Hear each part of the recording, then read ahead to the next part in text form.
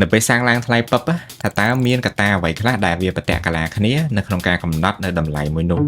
អូខេអញ្ចឹងរឿងនេះយើងអាចយល់បានទៅតាមរយៈការប្រៀបធៀបជាឧទាហរណ៍ជាមួយនឹងការលក់ផ្លែក្រូចនៅលើទីផ្សារមួយចោះដែលវាតាក់ទងជាមួយនឹង supply ហើយ demand ឧទាហរណ៍ថាតាមធម្មតាកសិករតែងតែផ្គត់ផ្គង់ផ្លែក្រូចមកកាន់ទីផ្សារមួយជារៀងរាល់ព្រឹកដែលមានគ្រប់គ្រាន់សម្រាប់មនុស្សគ្រប់គ្នានៅក្នុងការទិញនៅក្នុងតម្លៃ 4000 រៀលចោះនៅក្នុងមួយផ្លែប៉ុន្តែស្រាប់តែថ្លៃដឹកនឹងវាឡើងថ្លៃអញ្ចឹងកសិករគាត់មាន3ជម្រើសអាចថាទី1បង្កើនតម្លៃដើម្បីយកមកធានារ៉ាប់រងថ្លៃដឹកធ្វើម៉េចឲ្យវារួចថ្លៃដើម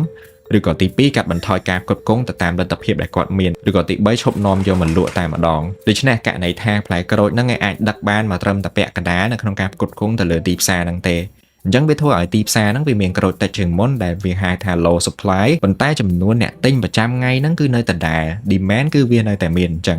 បញ្ហាឥឡូវហ្នឹងគឺវាអត់មានសម្រាប់មនុស្សគ្រប់គ្នានៅក្នុងការទិញផ្លែក្រូចហ្នឹងបានម្នាក់ទេវាធ្វើឲ្យមានការប្រកួតប្រជែងគ្នាដើម្បីបានរបស់មួយហ្នឹងដូចថាអ្នកខ្លះហ៊ានឲ្យលើសដល់ទៅ 5000 រៀលអីអញ្ចឹងទៅក្នុងមួយផ្លែប៉ុន្តែមនុស្សម្នាក់ទៀតថាខ្ញុំយកក្នុងតម្លៃ 6000 រៀលក៏បានដែរហើយអ្នកខ្លះទៀតហ្នឹងថាអត់ទេខ្ញុំមានលទ្ធភាពខ្ញុំអាចទិញបានសូម្បីតែ 8000 រៀលក៏ខ្ញុំហ៊ានយកដែរព្រោះខ្ញុំពិតជាត្រូវការវាខ្លាំងអញ្ចឹងកត្តានេះហើយវាជាហេតុផលមួយដោយទៅនឹងករណីថ្លៃសាំងដូចគ្នាដែរយើងត្រូវចាំថាស្ថានីយ៍ប្រេងឥន្ធនៈគឺអាចផលិតសាំងដោយខ្លួនឯងបានទេបើន័យថាត្រូវតែទិញតពីក្រុមហ៊ុនផ្គត់ផ្គង់ហើយក្រុមហ៊ុនផ្គត់ផ្គង់ហ្នឹងក៏ត្រូវតែទិញសាំងពីរោងចក្រចម្រាញ់ប្រេងដែលបានមកពីក្រុមហ៊ុនលក់ប្រេងឆៅនេះឯងអញ្ចឹងនៅក្នុងពេលមានសង្គ្រាមផលិតកម្មតិចជាងមុនឬក៏បញ្ហានៃការដឹកជញ្ជូនបូករួមទាំងការប្រកួតប្រជែងផងដែរហ្នឹងវាធ្វើឲ្យការផ្គត់ផ្គង់ប្រេងនៅលើពិភពលោកហ្នឹងគឺមានការធ្លាក់ចុះប៉ុន្តែតម្រូវការគឺនៅដដែលឬក៏ខ្ពស់ជាងមុនទៀតដោយសារយន្តហោះគឺអាចខ្វះសាំងបានយកហ្មងការធ្វើដំណើររបស់យើងទូទៅក៏ដោយឬក៏ការដឹកទំនិញឬក៏ការដឹកអាហារផ្សេងប្រចាំថ្ងៃហ្នឹងសូម្បីតែម៉ាស៊ីនរោងចក្រអីហ្នឹងក៏ត្រូវការប្រេងដែរអញ្ចឹងនៅពេលដែលយើងឃើញសាំងឡើងថ្លៃ